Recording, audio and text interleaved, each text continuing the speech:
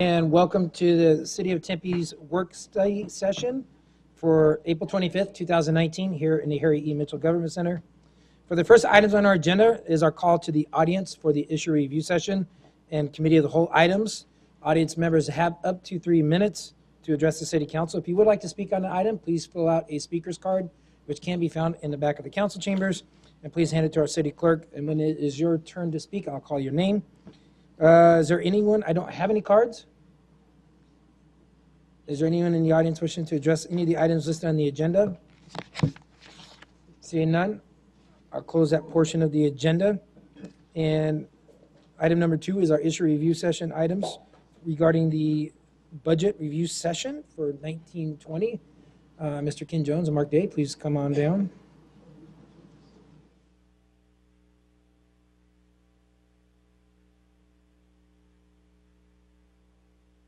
Thank you, Mayor and Council. I'm Ken Jones, Deputy City Manager, Chief Financial Officer. Good afternoon, Mayor and Council. Mark barely Day, hear you. Municipal Budget Director. Barely hear us? Yeah, we can barely hear you. I hear Mark really well. Okay, we'll speak up. So today we are here to present to you what's called the City Manager's recommended budget. This is by no means the final budget. You have a lot of opportunities still to provide us input, and we'll be back to you later with a budget approval process. Mark will explain when that's going to happen. So tonight we are meeting the charter requirement of presenting you the City Manager's recommended budget by the date required. And when we look at our priorities that the Council has established, the way in which we present the budget to you over and over and over again, it seems, and give you a lot of bites at the apple and go to the public and give you all of the public feedback, this really satisfies our strong community connections strategic priority. And Mark's going to talk about the budget dates coming up. Okay, just a quick review of the budget development public meetings. So today, as Ken mentioned, we're here for the City Manager's recommended budget, April 25th. And then the next 3 dates are statutory required meetings. So on May 22nd, we have tentative adoption, followed on June 6th by a special meeting with the final adoption, and then on June 27th, the property tax levy adoption. Okay, so I'm going to briefly review both the operating and capital budgets that's being recommended. So the recommended 1920 budget is $506 million. It's approximately 1% greater than the 1819 budget, or a $4.7 million increase. So this would represent the maximum amount that could be spent next year. But we can make changes today based on your feedback and even at tentative adoption. But once we've finalized the amount at tentative adoption, no additions can be made to the amount that's budgeted. So this budget includes provisions for salary step and benefit increases as outlined in the MOUs, also retirement system contributions, other post-employment benefits.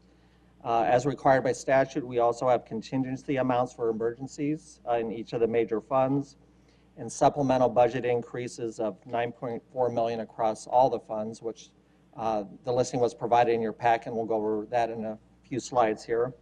And this budget is consistent with the long-range forecasts and budget strategies, such as planned drawdown of fund balances presented to Council in February. Okay, so this slide shows the adopted 1819 budget expenditures compared to the recommended 1920 budget, and I'm just going to highlight some of the major changes. The increase in the general fund primarily represents additions for supplementals, cost increases such as personnel costs, CIP, pay-as-you-go, and appropriation carry forward from 1819 to 1920. The reduction in the water or wastewater fund is due primarily to the payoff of some excise revenue debt that occurred in 1819. And the increase in the ambulance fund is due to anticipated service growth and increased operating costs. Okay, then we move on to the capital budget. The 1920 CIP budget is $250 million, $6.1 million higher than 1819. Although we recommend and the Council adopts a 5-year capital program, only the first year of the CIP is formally adopted as part of the 1920 budget process. The proposed CIP was developed within our financial capacity and our ability to complete the projects. We have a steady projected flow of funding, primarily from secondary property taxes, that enable us to have a large CIP program to properly maintain and improve our infrastructure and assets. And this slide just highlights all the major capital programs, and you can see the 18-19 adopted budget and then the 19-20 recommended program. So City Council, you can ask questions tonight and give us any feedback that you want, but we wanted to follow up with some of the items that you raised at the last two meetings. The first is the Clark Park Pool. As you know, we have added $10 million into the CIP for that. In 21-22, we're going to do the planning and design, and then the construction in 22-23. And then in order to get to the Clark Park Pool number of $10 million, we had given you a list of $15 million from which you could choose to reduce the CIP to accommodate the Clark Park Pool. You did that and then some, and gave us some other recommendations for things that could be cut logically. And then you also recommended that we add $500,000 in for the arterial walls. Now, none of this was consensus, so we are at a little bit of a disadvantage here. If you give us consensus, we build it into the budget. In this case, you gave us a lot of individual suggestions, which we took and we compiled, and we got a balanced budget in that, but we didn't get consensus on any of this. So I don't want you to take any of this. This is really your work. You said, consider these things, don't consider those things. We've put those on a list. So normally we would come back to you and say, what do you think about this list? But the fact is, we have to present the city manager's recommended budget tonight. So it's included in the city manager's recommended budget. You just need to understand that these items on this list came from the individual comments made by you with no consensus gained. So you have a free hand to change any of these, but we think we captured, for the most part, what the council recommended to us without giving us consensus, if that all makes sense. Okay. We also you had raised the issue of the impound vehicle storage. A council member recommended that maybe that wasn't as necessary. I think there was some confusion about whether these were just vehicles that were towed, but these are not. These are evidentiary in nature. We have to maintain these. This is a statutory requirement, but the police department came up with a really good solution where we can store these temporarily, kind of a long-term temporary solution at one of our park and ride lots that is underutilized, that has some covered parking storage, where we can store these appropriately, maintain them, and use them as evidence as necessary. And we were able to reduce that from the $2.4 million originally recommended for funding down to about $600,000, which gave us a lot of room. So that was a great recommendation. That helped us a lot to get to those. Again, the arterial right-of-way walls, we listed it in there at $500,000. We heard comments from 2 or 3 council members, but you haven't voiced your opinion as a council yet. We also talked about some of the transit projects that you had brought up, and we told you last meeting, we've left those in the CIP as placeholders, knowing that before they actually come to fruition, we may have to revisit some of those. But to maintain the federal funding commitment, we will leave those in there as placeholders. And then the library landscape and irrigation project, we've listed here some of the things that are important about that project. There are ADA and sidewalk improvements and things like that. But the fact is, it wasn't necessary to cut all of that because of the suggestions you gave us at the last meeting. So for the most part, that remains intact in the recommendations. Okay, in developing the budget, a concerted effort was made to allocate resources based on measurable performance standards tied directly to the city council priorities.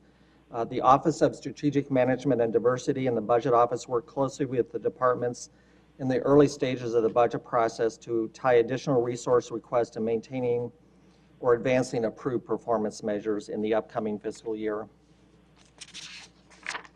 As it relates to the budget process, departments worked with the Office of Strategic Management and Diversity to determine strategies for achieving performance measures. And those can take 3 kind of courses of action, if you will. They can collaborate. As you can see from the supplemental listing, we had quite a few multi-department requests, so more than one department coming forward to address a performance measure and strategic priority.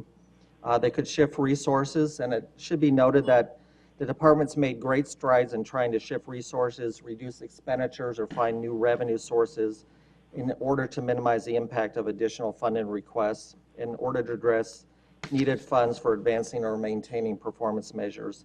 And then lastly, we have additional funds needed, or what we call supplementals.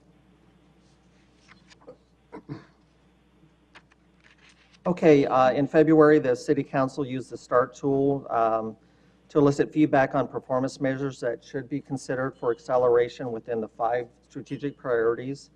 Based on that feedback, we had 3 performance measures to accelerate. 1.05, which is, as you can read there, achieve ratings of very satisfied or satisfied with feeling of safety in the city. 1.22, achieve adopted standards for pavement quality index, or PQI, equal to a citywide average of 70 or higher. And then 1.23, achieve ratings of very satisfied or satisfied with a feeling of safety in the parks. So City Council, what Mark just mentioned is really important. The city staff has worked hard to address the performance measures that you've approved, and they've been shifting resources to do that. We don't sit and wait for supplementals to address all of these. We take things that are maybe overfunded and move that funding, and we've done all of that. And then you gave us great feedback on these 3 items, so I just want to go through them quickly. The first is the feeling safety in the city. The Strategic Management and Diversity Office has been working most closely with the data analysts over in the police department to try to take a deeper dive into this data and say, we know that we're not happy with the percentage of people who say they feel safe in the city. But what we don't know is who exactly is saying that, and why are they saying that, and where do they not feel safe. So they're going to take a deeper dive into that and get a better idea of how to address those concerns rather than just assume why people are saying that. So that's happening today. In the budget, I just want to touch on a few things that we've done to try to accelerate this per your direction. We know that we have proposed 2 new detective positions in PD, a traffic motor officer that will be funded with the proceeds from the new licensing fees that you approved for the dockless bikes and scooters. So that would be funded with that, so that traffic safety element. And then we increase the funding on the PD overhire program. The PD has a great program to ensure that as people are leaving, we have people waiting in the wings to come in. Funding that is critical. We're never down police officers unless it's just a surprise. The fact that people put in for drop and give us some heads up that they're leaving and things like that, we fully staff the police to the extent possible, and we try to address that through the overhire program, and the chief can comment on that more if you have questions about that. And then we've also added wages for the security at all the community services facilities, including the library, and continued the park security, which I'll touch on in a second. In the capital program, you know, the things that make people feel safe in the city a lot have to do with our capital elements and how you view things. So in intelligent traffic signalization, signal safety upgrades, the roundabout you approved at Priest and Grove to address the traffic condition there, intersection improvements, pavement quality, fire station number 7, of course, is being complete. And then we've increased the ambulance service. The fire medical rescue has increased the fire ambulance service provided to our community. These are all things we think that contribute to the safety in our community.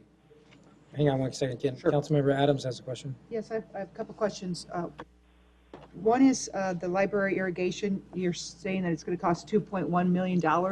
Do you have a breakdown of that estimate, like exactly like how it's going to come up to $2.1 million? Because that still seems high to me. Yes, Councilmember, we can give you the details on that. It involves sidewalks, ADA improvements, lighting, pavement. It's everything. It sounds like it's an irrigation project. It's much more than that. Okay, and we're going to look at competitive bids on that process? Oh, absolutely. Well, I don't know which of the public works processes we'll use, whether we use somebody who's already on call for those kinds of services, or if we bid out portions of it. It depends on the element, I would say. If you're doing concrete, we might have somebody approved for minor concrete improvements. You know, if I understand that. Yeah, so it depends on the element that's being improved. Okay, and then also, can you explain what a deeper dive into the feeling of safety will look like? You touched Absolutely. on that, but I would like more details on it. Absolutely. So what we know from our community survey is that we have a percentage of people who say they don't feel safe in the city. And if you look at that, you can cross-tabulate that, and you can say, where are the people who said they felt unsafe? Where do they live? Now, we don't have the exact addresses of those people, but the survey can tell us from what area of the city they responded. Okay, so we know that. And then you would say, if they provided demographic information, is it a group between certain ages that doesn't feel safe? And then you can go out and recruit people in that group to say, if you live in this part of the city and you're between this age and that age, we would like to have you come in and answer some questions for us. If you don't feel safe in the city, why is that? So you can cross-tabulate the results, and then you can also have a focus group come in and give you even more information. They're looking at all of those options so that we're not just relying on the data we have today. Okay, I love that plan. I mean, that sounds like a great plan to do. Rosa could So- speak on this for 20 or 30 minutes. I'm giving you the summary. Okay, all right. Well, affiliated safety is very important to our residents, so I'm happy that we're looking into that. Also, I want to comment on the fact that the police were able to come up with a creative solution to the storage yard for the cars. So thank you, Chief, for that, and I appreciate you thinking outside the box and saving money. Thank you for that comment.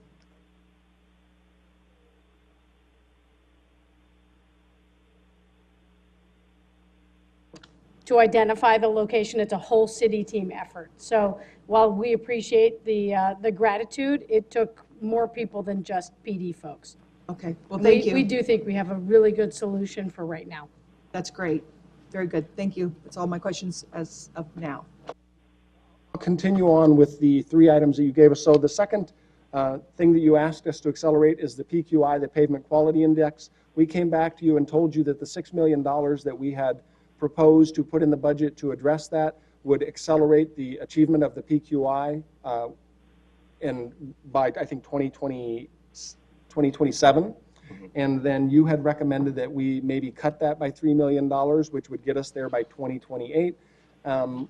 So the original, if we hadn't added any funding, would have gotten us there by 2029. So it's really, do you want to accelerate it by a year or 2 years, or leave it as is and get to that PQI by 2029? So we discussed this quite a bit at previous meetings, if you want to touch on that at all.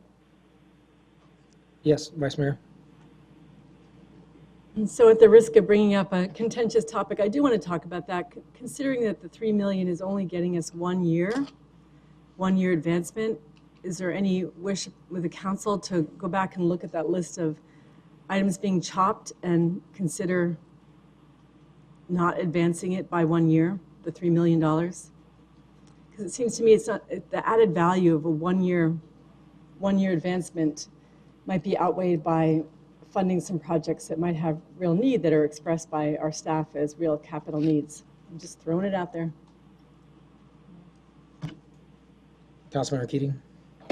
I agree with the Vice Mayor. Councilmember Adams.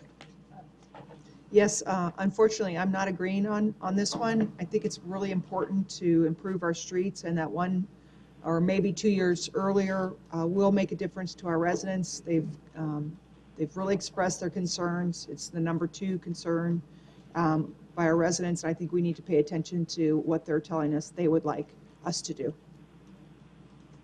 Councilmember Ardano Savage. Thank you, Mayor. I agree with the Councilmember Adams. I do think this is something that we consistently heard, whether we're out in the public, whether we're having our, public events, whatever it may be. But street quality is something that is really important to our residents. So I feel it's really important that we continue to do what we can. I mean, I granted it's only 1 year, but the thought that we are actually putting some additional funds to address the issue is, I think, what our residents would want to see. So I support that we keep it in.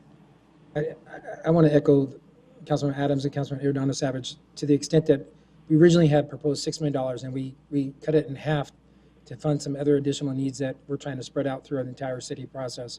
So I want to congratulate staff. There's a lot more stuff in here. I think this is a good option. We're still investing in our streets and our roadways. And for those that went on the tour de Tempe, let me tell you, it was very eye-opening to ride on those streets and to hear the comments from our residents on that bike ride. So I think it's the way you're proposing it right now, I think it's fine. Okay, Mayor and Council, the last thing that you asked us to accelerate was the feeling of safety in the parks, and I'll just touch on some of the things that are proposed in the budget, and that is continued funding for the homeless efforts and desert cleanup, continuation of the parks private security, an officer added for parks security program that the police department had asked for, Indian Bend wash, habitat pruning, and then a park manager position is being proposed for creation. So we think that we have proposed reasonable, sustainable methods to accelerate all of those. I think we have some work to do on the feeling of safety because you don't just have to address something that you can measure tomorrow. You have to address people's feelings and how they feel about that safety in the city and the park. So We put a supplemental request in for a different font. Notice? for the slide, A different. My eyes are going we're going to crazy. blame this on Greg. That from the pavement quality index? Has it been like this the whole time or did it just change? Just changed. Good. Oh, Good. going to wrap up and then ask for your feedback. Okay, I'll quickly review the operating budget supplemental request. Sorry about the font there. So the council's input on prioritization was very helpful because as funding needs and desires always exceed available funding. For all the funds, 14.5 million in supplemental requests were submitted, and we're recommending 9.4 million be funded with 5.1 million left unfunded. And in your packet, there was a listing of both the funded and unfunded supplemental requests. In the general fund, department submitted supplemental budget requests totaling 12.5 million. We're recommending funding for 7.6 million and 22 regular positions. Many of the requests were reduced from the original amount or changed from recurring funding to one-time to fit within the funding capacity that was available. Mark, just to address the 22 positions, regular, full-time, part-time, is that the net or is that the number of positions created? And is that also reduced by positions that were given up? Is that the net? That is the net. That is yes. the net amount. Just want to clarify. Because departments eliminated some positions to create some positions. So with that, Mayor and Council, we would like to hear any comments you have or suggestions you have to alter the budget before we come back to you with a preliminary budget for approval. Well, thank you, Mr. Jones, and thank you, Mark, and all the staff. Obviously, you guys do a tremendous job for us. We give you a big task this year, and I know it takes months and months to prepare this budget and to evaluate all the needs of all the different departments that come up, and we don't take that lightly, especially the supplementals that we're talking about. Speaking of supplementals that's on the screen, I know that we're not funding about $5.1 million of the supplemental request this year, and I know it's difficult to help score some of the priorities that you've done, but I really think, I want you guys to know I really value the time and effort that you took to help develop the recommendations that you guys came forward for this council. I think it's important to acknowledge the depth of the detail that you guys have provided with us in some of the questions that we've asked you. I do think this budget is really reflective of the city, our city that is currently growing because of the population growth that we're going to see in the next few years. We're going to have a higher demand on our services as a city, and we're going to be able to provide those services. And I think that this budget actually does that. The additional resources that we're providing, I think, will help us get to where we need to go. It's a good place moving forward. I think we're also being very responsive to the increased concern that we've been hearing about the accessibility of our parks. I mean, if you look at our park system and the investment we've made in our parks, I think this budget does that, and the past budget has as well. I think that's something that, and I really do appreciate the multi-dimensional approach that you have all took as a staff to really push a staff to think outside the box, to help be creative, to make sure that we have the projects. I was excited to see the Experience Corps in the budget. You know, the City of Tempe is a role model nationally, and we're partnering with ARP. They have been a great partner for us. And people actually come from all across the country to see how we implement our Experience Corps programs in our school district. And I think that's something important. I saw that there's an emergency manager position. I see that this is a multi-departmental request, which I think is great that multiple departments are working together to help make sure that, you know, for the organizational structure, that you guys are really thinking outside the box to help address some of the concerns that we're going to be facing in certain emergency scenarios. One thing I do have a question that's not even funded is that's not recommended is the camp program, the workforce housing. Is just curious why that wasn't funded, because I know we talked about that in the summertime. I know, I just thought that was something that was interesting on that part, so that was interesting as well. Thank you, Mayor and council members. The camp program, council gave us specific direction at a prior meeting when they were given a presentation about camp, the assisted mortgage program. And the staff presented options to the city council for possibly expanding that program. And the funding options that were presented to the city council were, one, create a general fund stream of cash to that. Two, use 20% of funding coming from lease and land sale revenue. And the city council gave staff direction and gained a consensus to use the 20% of land sale and lease proceeds to fund that. So that's why it's not recommended, because the city council gave us direction, a specific direction on how to fund that. And that's why I wanted you to explain that. So, Okay. just so that we're not, that's exactly why. But I really want to thank staff. I think what you've done is really remarkable as a staff, and I think as council and our residents appreciate that. Councilmember Navarro. Thank you, Mayor. Yeah, I just want to have clarity because you mentioned some things in this, on these items. Is this an ongoing process in terms of we're going to finalize this in a later date to where we're saying all these items are going to be taken care of? So you questioned right-of-way walls. I want to make sure that that is going to be in there and being funded. I didn't get clarity from you, but that's the direction that I'm hoping the council said a while back. So, council member, the city council didn't give us consensus direction to add right-of-way walls. I have added it in the city manager's recommended budget based on individual comments made by council members. If you say to leave it in there, then it will appear for your tentative approval. If you say to take it out, we'll take it out. All of the items that you see being reduced as well on the capital program, you can see that the reductions now don't total 10 million, they total 10.5 million. The 0.5 is the right-of-way wall. So if you tell us not to do anything, it's going to stay in there and it will appear before you for tentative approval. Just want to make sure. Thank you. Anybody else? Vice Mayor? And do you want to explain too about the Affordable Housing Trust Fund? Because I know we haven't decided completely on our strategy. It was my understanding that housing staff and others are going to come back to us and recommend a certain amount that we include in our general fund budget to go to Affordable Housing Trust Fund. I know that also with developments coming on that we would make voluntary requests as well, but I thought we were also going to commit to a certain general fund amount. Thank you, council member. I went and looked at prior council meeting and the direction that we received, and although you've received several updates on affordable housing and creating an affordable housing trust fund, which we did, the discussion was one of the options to fund the affordable housing trust fund was to give a general fund kickstart to the program. There are several other funding options for the affordable housing trust fund, and the city council really doesn't need to decide today whether to transfer money from the general fund to the Affordable Housing Trust Fund. If during the middle of the year you decide to do that, you can do that. It isn't really considered an expenditure to transfer money, so we wouldn't have to increase the citywide budget to do that. However, once it gets in the Affordable Housing Trust Fund and you decide to spend it on something, then we would have to have appropriation.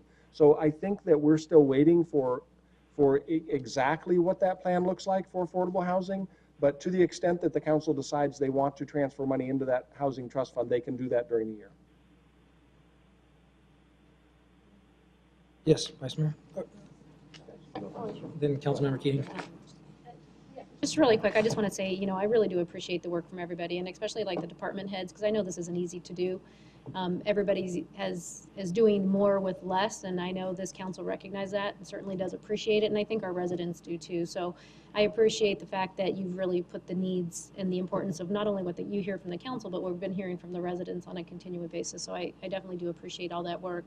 I did want to just mention a couple of things. I noticed in the budget, and I know people can't see it because this is just a little small glimmer of what we're seeing, but the list of the items that are funded and not being funded, there's several of them that are not recurring, which to me seems a little bit unusual, and I haven't seen that so much in the past. And I don't know if maybe it would be wise to maybe do a check-in at like that 6-month point to just make sure that these items are going to be able to continue in the future.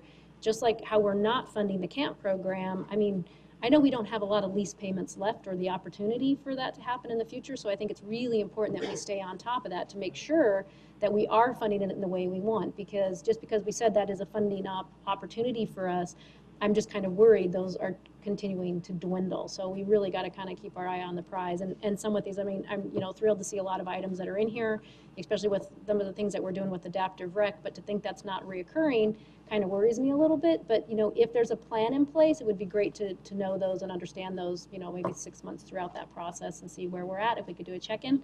But other than that, I appreciate the work. I know it's not easy to do, and you guys have been at it for a while, and I just let you know I really do appreciate it. Thank you. Councilmember Keating. Thank you, Mayor. Yeah, just to quickly echo Robin's thanks. I mean, you guys really earn your pay with this. This is amazing, everything you guys have pulled together and presented to us. And I don't envy you for having to put that together, but you guys have done an excellent job. I'm very happy to see that the Tempe Works program is being recommended. The expansion of, anyway, is being recommended for this budget. I think it's going to be a good opportunity for us to see, because not only are we expanding the amount of funds we're dedicating to it, we've expanded the program as far as the services offered. So I think that will provide powerful data as we move forward, because what we asked for was originally an estimate. As we move forward, we'll know X amount of dollars helped X amount of people, and we can be able to say that with a little bit more certainty than we can now. So I'm very pleased to see that program will be expanding in scope and funding, and look forward to evaluating its success around this time next year. Thank you. Vice Mayor Kuby. So, and I had emailed Craig to talk about, Craig Hayton to talk about the dry well maintenance program, and I know that's not funded. And I was initially really disappointed because I know there's some real issues with mosquitoes in some of the parks and at Goodwin Park. And I know there's been a lot of remediation done, and so it's a better situation, and it's complex. So we don't necessarily know what the need will be. But I just hope there's somewhere in the budget, maybe it's the contingency funding, that we can keep track of that dry well situation, because usually it depends on what the rains are like in the fall. But we had terrible mosquito issues in some of the parks, and attributable to the dry well infrastructure, and it's aging, and we need to really consider that. And my answer, I got really good answers from Craig, but I just hope that we're going to keep that issue, if not open for this budget year, but that we're going to consider if the need arises this year with specific parks that will be able to maintain and perhaps restore that infrastructure at any given park.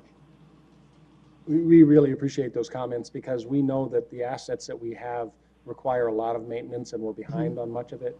And the money that we need to dedicate to that, we need to focus on those things. And I just want to thank you all.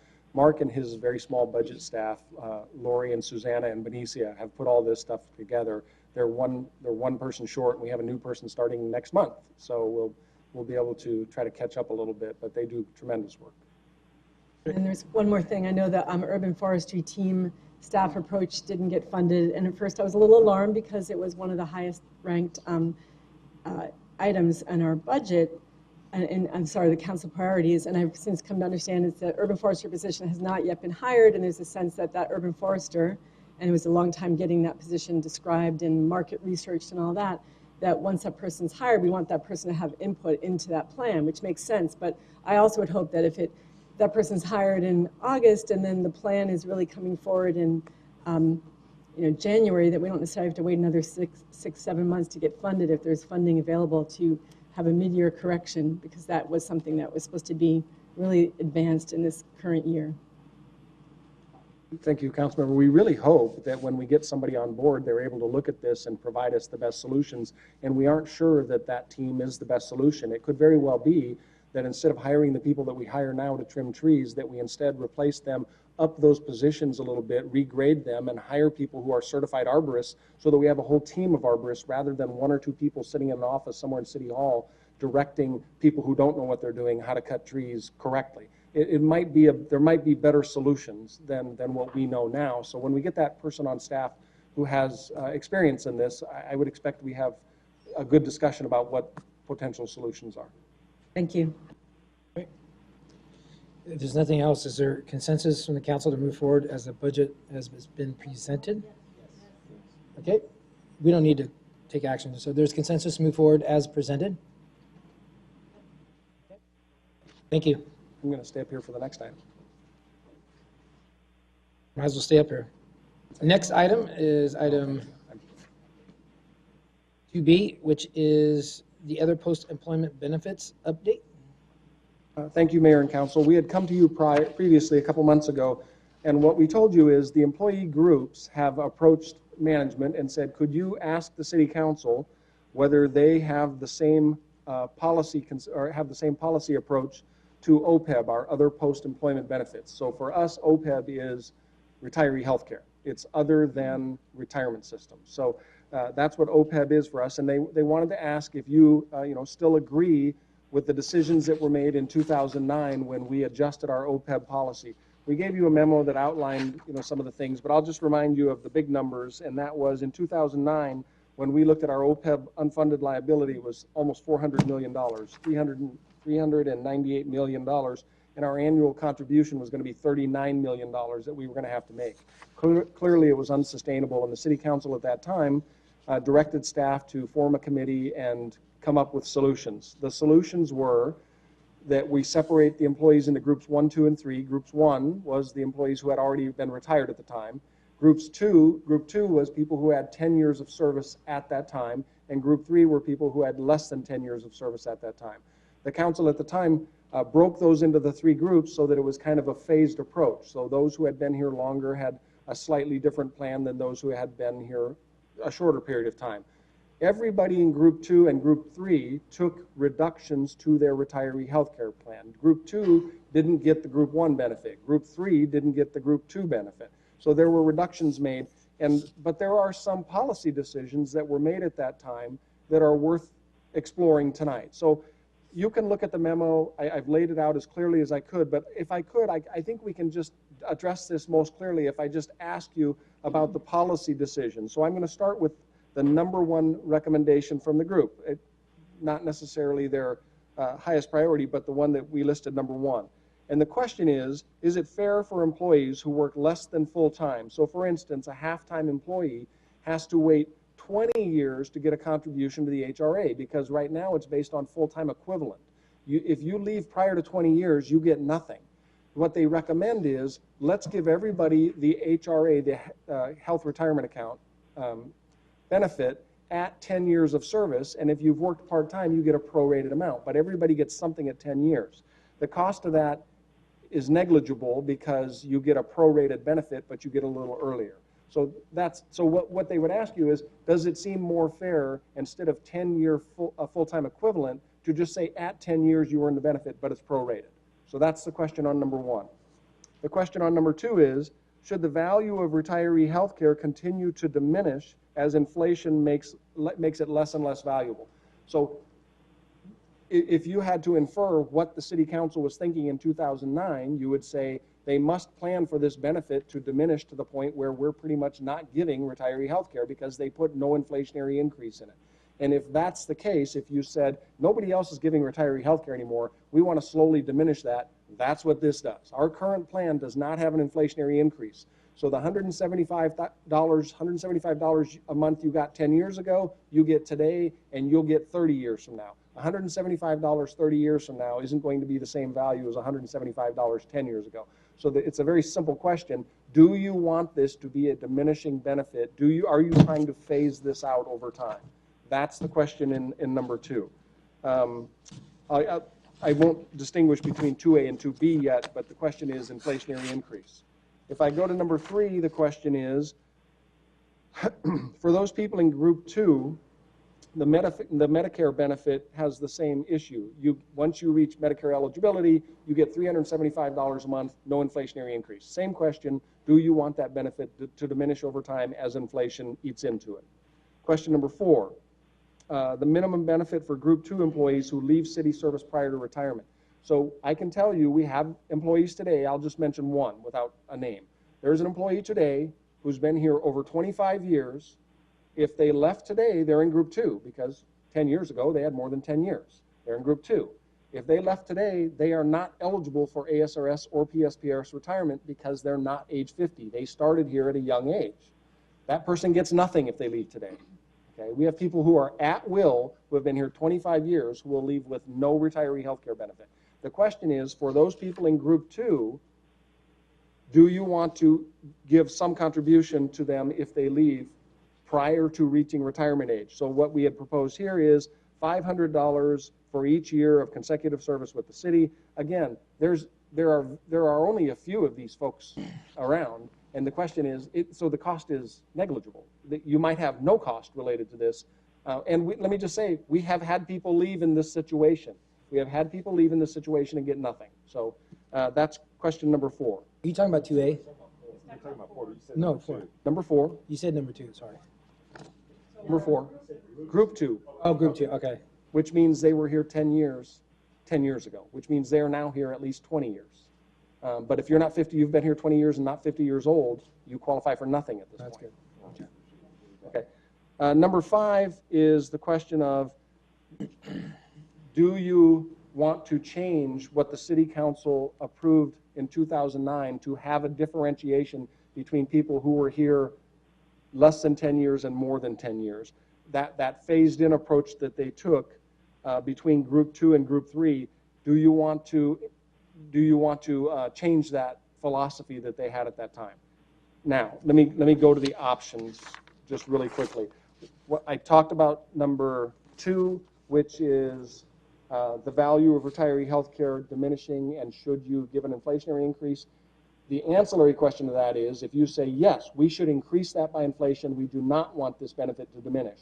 Then the question is, do you want to reach back and implement some kind of a retroactive adjustment to those people who are here, which just makes it more expensive? You know, it makes it more expensive, but it adjusts for inflation, assuming inflation would have increased it every year for the last 10 years. So that's that. And so if you want to start with number 1, or I don't know how you want to approach this, Mayor. I'm willing Hang to on, listen. I got some comments, but Okay. Councilmember Adams wants to Yes, ask a question. thank you, Mr. Jones. Could you tell me when the people that were hired, what the date was? It's a little bit of a hard question, but like when they had the 10 years, like they were hired and they said after 10 years of employment, you will receive this, this kind of in their hiring package. Could you tell me what year that was? 2009. So that was 2009. That's when the policy was changed. So in 2009, at June 30, 2009, if you had 10 years or more, you were in group 2. If you had less than 10 years, you were in group 3. And how much would it cost us to go from the 2009, the people that were hired in 2009, to make them whole? In other words, put them in group 2 and the people, before. So this is addressing, I'm sorry. Yeah, go ahead. No, go ahead. Just, So if you look at option 5B, option 5B is moving people who are currently in group 3, who were here in 2009, into group 2. It increases our unfunded liability by $20.2 million, and the estimated recurring cost would be $609,000. Now, do we have a breakdown of those numbers? I would like to know where that 20 million came up with. I would like to know. So the 20 million, we hired an actuary, and the actuary said, you now have to assume that those people who were previously in group 3 have a group 2 benefit, which is not a defined contribution into an HRA, but when you retire in group 2, you have an adjustable amount that you get paid that is equivalent to ASRS retirement, and it's 100% for you, 70% for your spouse. Yes, and I understand that, Ken. I understand how it works. I'm just Okay. asking, I would like to have a specific breakdown so I understand where that 20 million came up with. Absolutely. I can give you the actuarial report. Okay, that'd be great. Yeah. So the other trick about that is just saying moving them from group 3 to group 2. People who are in group 3 have, for a lot of them, have already received their HRA contribution of $14,000 when they hit 10 years and $175 a month after that. You can't take that back.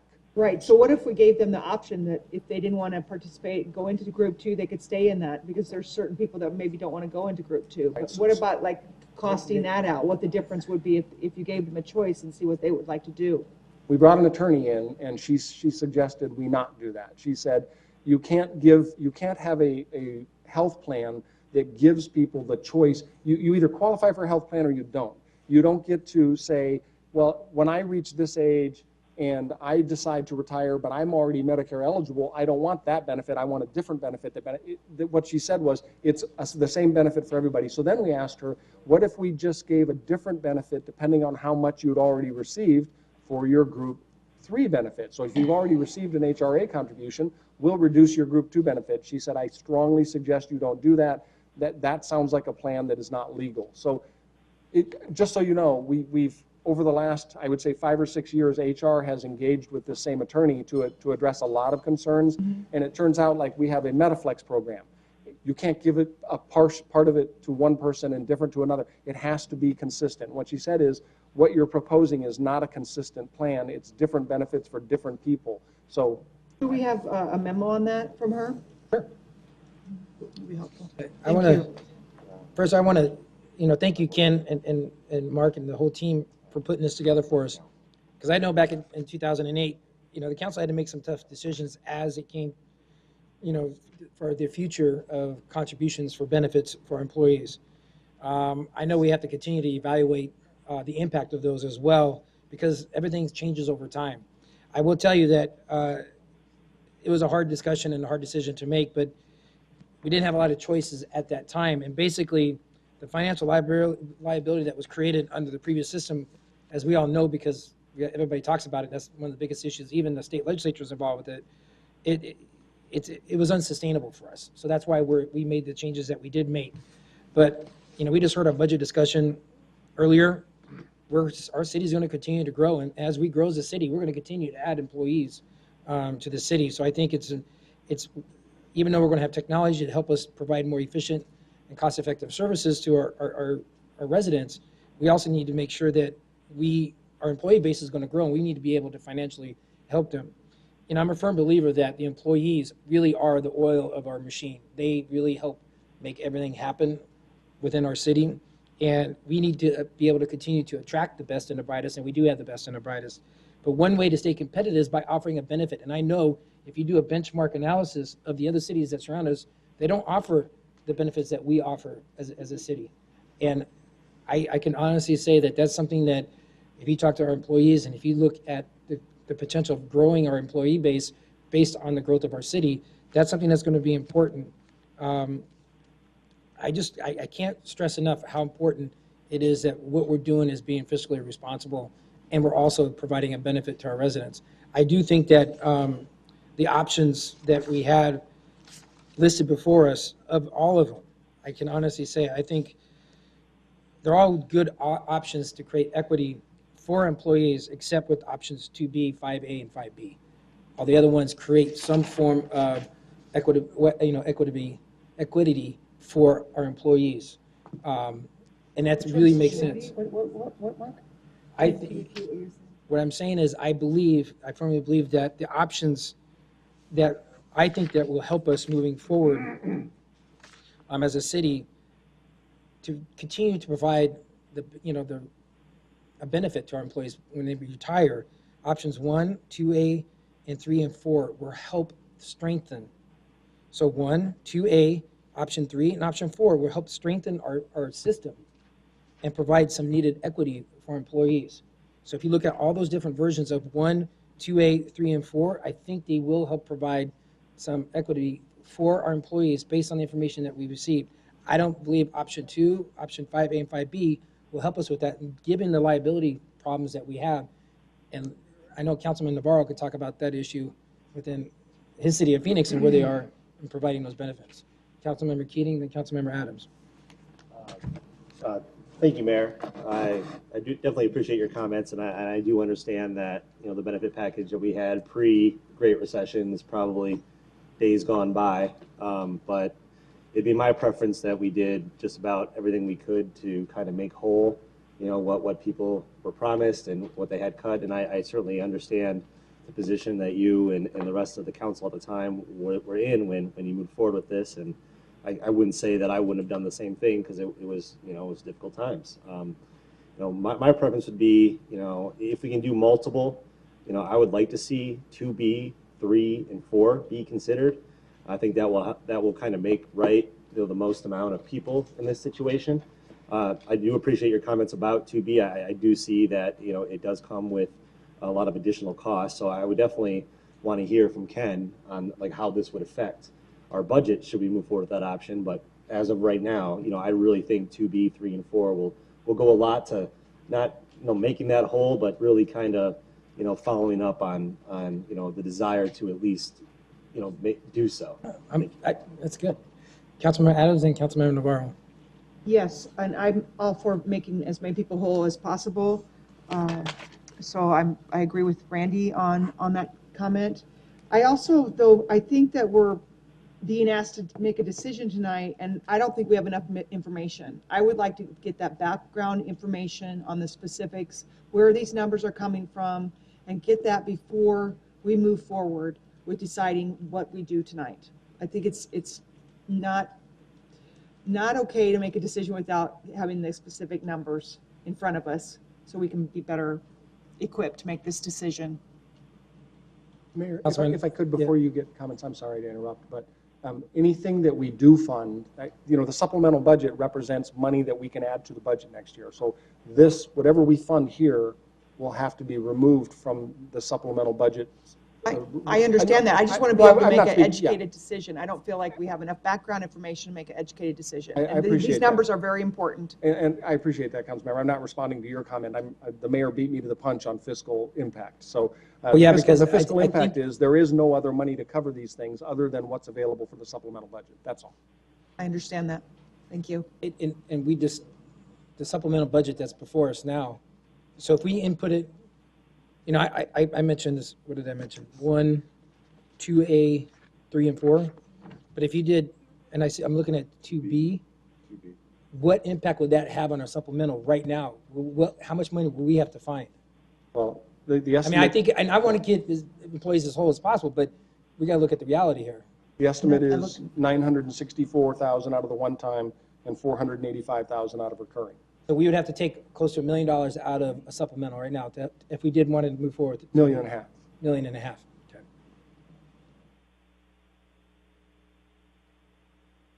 Councilman Navarro? I agree. I know we were in hard times back when we had to make these moves. A part of me is wanting to make sure that we can start getting our way back. Question is, if this move is not done, does it have to be done this year? Could it be done the following year on this? Yes, you can make portions of it this year or put it off or phase it in. You can do whatever you want. Okay, that's good to know. Vice Mayor? As Councilmember Keating mentioned, I don't judge the council's decision back then, and you were faced with a lot of tough decisions, but there is a fundamental unfairness to this. I mean, I understand anybody who started after, was it July 1st, 2009, not having that benefit, but there were people that were hired before that were promised a certain benefit. And through, we're encouraged to talk to, we can't direct staff, but we're encouraged to speak with staff. And I did speak to one staff person who was 2 years and contributing to the ASRS, a temporary person, full-time, but would have qualified, but that was classified as temporary time, but had ASRS contributions. And so that case seems particularly unfair, and I think we do need to make right. It doesn't mean necessarily, I'm not necessarily supportive retroactively going back and doing the inflationary increases going backwards in time, but I am the benefits for part-time regular employees being more attainable and fair, I support that. I think there should be inflationary increases going forward.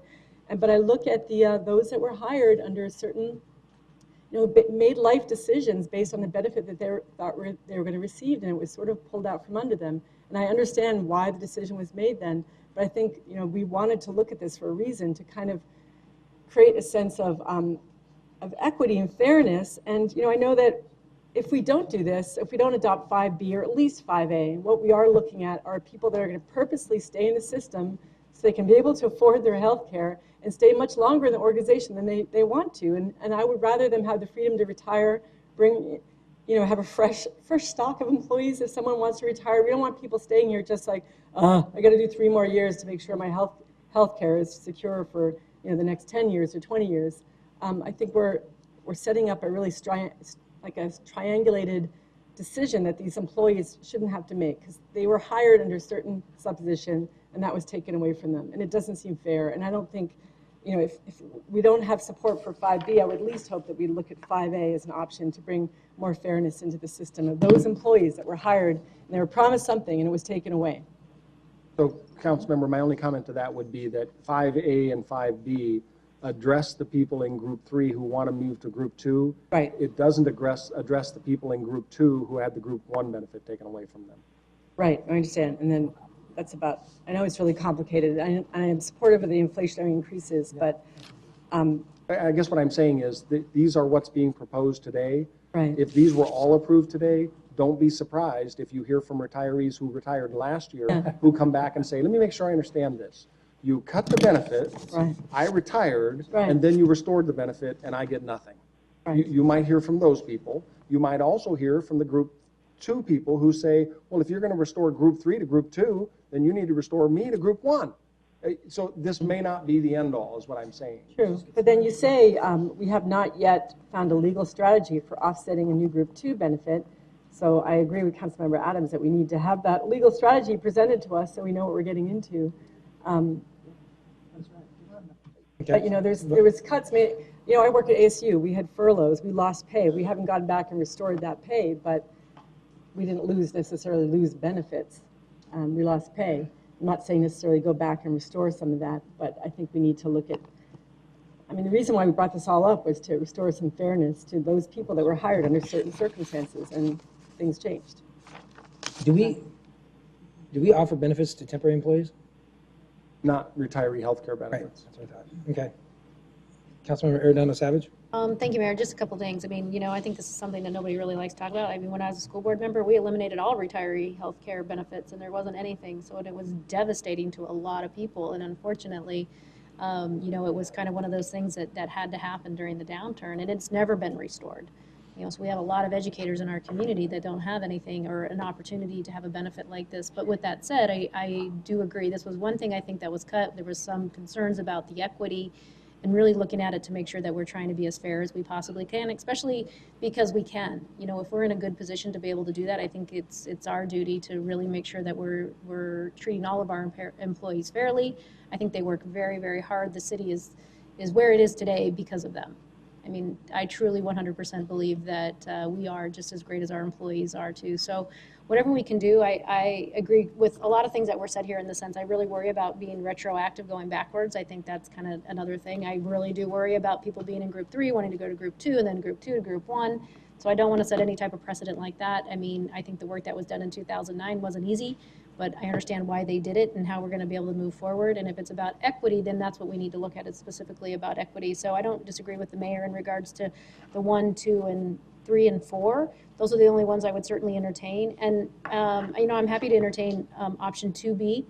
I just am a little concerned about the budget and what that looks like moving forward. And if we could possibly phase that in, what that might look like. I think Councilmember Navarro brought up a good idea about maybe stair-stepping that in. So, I mean, I think just having the details of what that looks like, and if we have to cut more money out of the budget, what is that going to look like too? I think we need to know what that's going to look like moving forward. So, I'm certainly supportive of trying to restore some of these things if we possibly can. But at the same time, remembering that, you know, it's going to be something that's going to be on the bottom line forever. And that's the intent. I don't want to go back through what they had to go through, which you guys had to go through in 2009. We don't want to put ourselves in that situation ever again. And I Thanks, think Mayor. the common theme is we're looking for some equity, and that's what we're trying to do to help our employees. And I think you see that if you could, how would the phase-in approach for 2B look? Because I think everybody agrees, I think, on 1, 2A, and if the 2B, if that could be phased in, what would that look like? And then obviously 3. I mean, how would that look if we did do that? Because we're also going to keep in mind, it's a reoccurring $500,000, close to $500,000 a year, correct? As a liability? Right. For 2B, I mean. Yeah, so for 2B, that assumes that we would have made inflationary increases every year for the last 10 years. So you not only do the people start getting an inflationary increase this coming July, it would go, instead of going from 14,000 to 14,280, it would assume all 10 years of inflation, it would go from 14,000 to 17,000. And then the inflationary increase for the monthly amount, instead of going from 175 to 178.50, assuming an inflationary increase for 1 year, it would go from 175 to 213. So that's assuming all of that inflation from then. So there is a way to do that differently. I mean, these are, any number of things fit between these. So if you said, let's just do that, let's move it from 14,000 to 17,000, and let's move it from 175 to 213, but not go back and put lump sum amounts in the people who have already gotten those amounts, just start increasing the amount by a larger amount today, then you would have different people mad at you. That's all. I mean, the people who already got their $14,000 would say, I got my $14,000 last week, and the person who gets it this week gets $17,000. How's that fair? I mean, there are any number of ways to skin the cat. Councilman Navarro? Thank you, Mayor. Ken, is this something that we have to get done today? No, if you want to include it in this year's budget, we need to know if it's a significant amount. When I looked at, the numbers that you talked about, if you did 1, 2, 3, and 4, it would have little or no impact on the budget, and you wouldn't have to make any decision. You could just give us direction today and say, add that to the budget. Let's do that, and let's think about the rest of it and see if we can phase it in later. We can do that. And to that point, Ken, Mayor, I think I think we have a lot of questions. If the 1, 2, 3, and 4, 1, right? 2A. 1, 2A, and 3 and 4 is no impact, so to speak. I like to have a deeper discussion on the other impacts and trying to get people up to whole. mean 2B? Well, 2B and looking at the other issues that might come up. I think that You mean the legal issues? Yeah, exactly. There's a lot to look into. With that being said, though, if you look at items 2B, if we were going to do it this year, we would have to cut how much would we have to cut out of this year's supplemental that, keep in mind, we're not funding 5.1 million of supplemental either. Like, that would have to be cut this year if we tried to fund it this year. Right. If you want to fund 2B. If you don't fund it this year, then it's going to get pushed back to next year. So that's one of the things that we need to know prior to the budget. Yeah, I agree, Mayor. If you wanted to fund 2B, we're going to have a bigger discussion about what we're not going to fund in the supplementals. This year, based on the supplementals that's been moved forward. Councilman Adams. Yes, another question is, won't these payments go down over time, quite frankly, because people are going to pass away? So this isn't going to keep going up. I mean, as people pass away, our funding responsibilities will be less. And I think that we need to also factor that in as people age. And, I hate to be the bearer of bad news, but that is a reality. I think that we need to calculate that in our calculations. So yes, thank you, Councilmember. So what the actuary does is takes the amount that you have increased your liability by, amortizes that over 25 years, and says, what is your annual contribution you have to make? That's what's coming up with that recurring amount. So what you can assume, it's not a perfect number, but what you can assume is that number is the amount that we have to contribute this year, assuming a 25-year amortization. So it will go up, and then it will go down as people go, because you'll have more people retiring, Right. and the number will go up. And if you add people from group 3 to group 2, the number goes up immediately. And then eventually it starts going down as at some point, everybody in the city will be in group 3, and they will have all of their retiree health care contributed to them while they're working here in a retirement fund, and there will be no liability when they Yes. retire. Okay. That will happen, but it assumes a 25-year amortization. And I really think that we need to get all our ducks in a row before we make this decision. I don't think this is a decision we can make tonight. I really would ask my colleagues for more time so we can get the background information and have time to really analyze it before we move forward, because this is a very big deal to our employees. And our employees they're the heart of our organization. And another thing kind of that Lauren brought up was, we really don't want employees that are just staying here because they have to stay here for another 4 or 5 years, and really it's time for them to retire, and they want to retire. We need to have, as our city grows and changes, we need to have employees that are, go-getters and ready to go and aren't burnout and really look forward to a career at the city of Tempe. Councilman Navarro.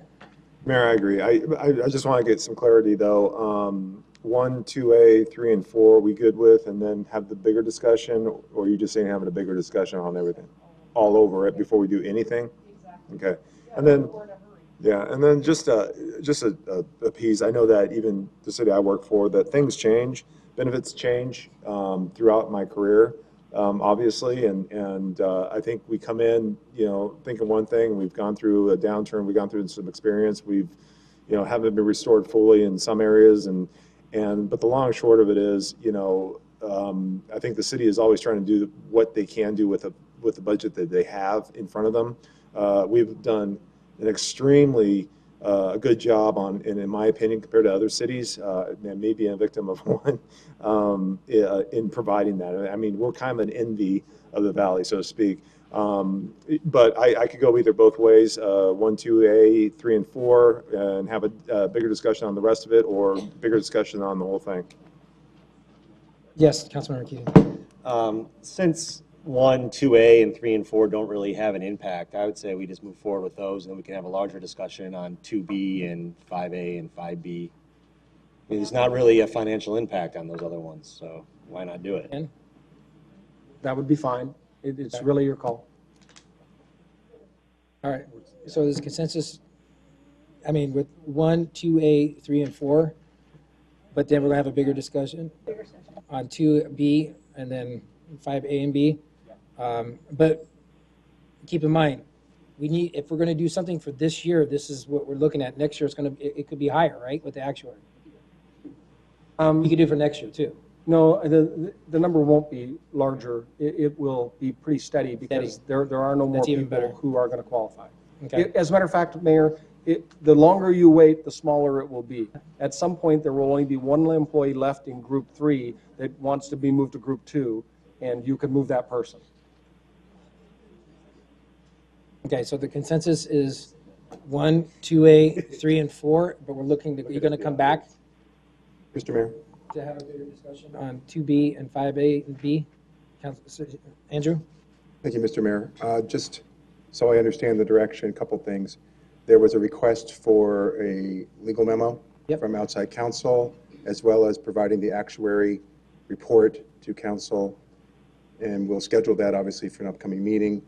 I guess the clarification I'd like to have is there an intent potentially, depending upon when we can get all this scheduled, to add, if there's a decision made in the future, to add either 2B and or 5A and 5B, would it be part of this year's budget, or will we be looking at it in a future budget year?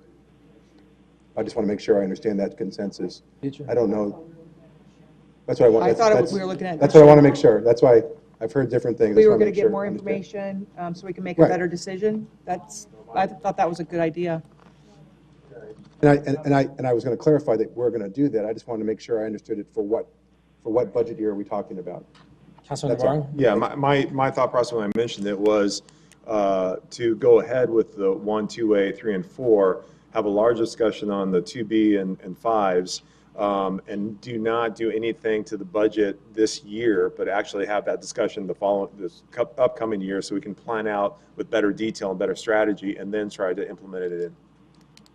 Because as we sit right now, and it's been said. Vice Mayor? So you're suggesting that 1, 2A, and 4, let's see, 3 and 4, that we don't include those in the?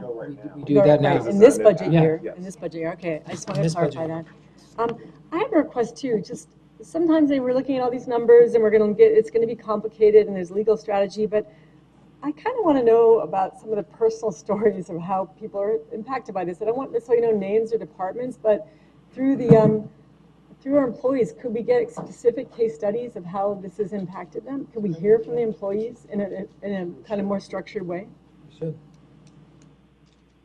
I think we can could do probably that. do that. We can lay out for you without giving employees names. We can give you different scenarios, because the fact is, some people, like I said, some people in Group 2 wished they were in Group 3 because they would have gotten $14,000 at 10 years and more money, $175 a month. They left with nothing. So it isn't like Group 3 got the short shrift in everything. It's case by case. You can hear from people who say, I wish I were in Group 2 when I was in Group 3, and vice versa. And you will hear from people who say, when I started here, I had that benefit and it was promised to me and I should have gotten it. This isn't the worst decision the city council has had to go through. I was here, Andrew will remember the date and I don't. We had promised all retirees stay on our health care plan for free for their spouses and for all dependents for all time, including when they reached Medicare age, we would still carry them on our plan. They had to cancel that, and the council chambers filled up with retirees who had been promised that. And they heard the exact same argument. I made life decisions based on this. You're telling me now that I have to go off the Tempe plan and go on Medicare? This isn't the worst decision, put before the council. That one was, what year was that, Andrew? Worse in terms of impact, not judgment. Worse in terms is of what you're saying. impact. Okay. So In make sure- terms of, precise. yeah. Just to summarize, though, my point is that to reduce the ladder of abstraction and looking at these very complex actuarial tables, I would like to know real stories, and I'm going to either go and find it myself, and that's going to be anecdotal, or we could have the employee groups at least provide us with some real life examples. Absolutely. We can look at a way to do that that protects employees' confidentiality, but creates some sort of typical employee situations. We can get that information. Sure. Councilmember Adams? Yes, I think that's a great idea as far as getting the unions perhaps to come and give some stories about real-time stories. I happen to know some since I worked here for so long, but I think it would be good for council to hear those stories and just get more information. Thank you. We have clear direction. I'm going to include this in this year's budget, Items 1, 1. 2A, 3, and 4. We will come back to you at some point after the budget is approved and have the discussions about possible other solutions that won't impact this year's budget. Right, and then the legal memo, and then the Yes, we have a actuary. legal memo, and we also have the actuarial report and employee stories that we will get to you. Okay. Thank you. Next, we got to move along because we have an E-session, we have another meeting to get to. Future agenda items? Seeing none. The next item on our agenda is a call to the audience for committee of the whole items listed under section 4A. There are no items under this section this evening. The next section is items in progress. Does anybody have anything?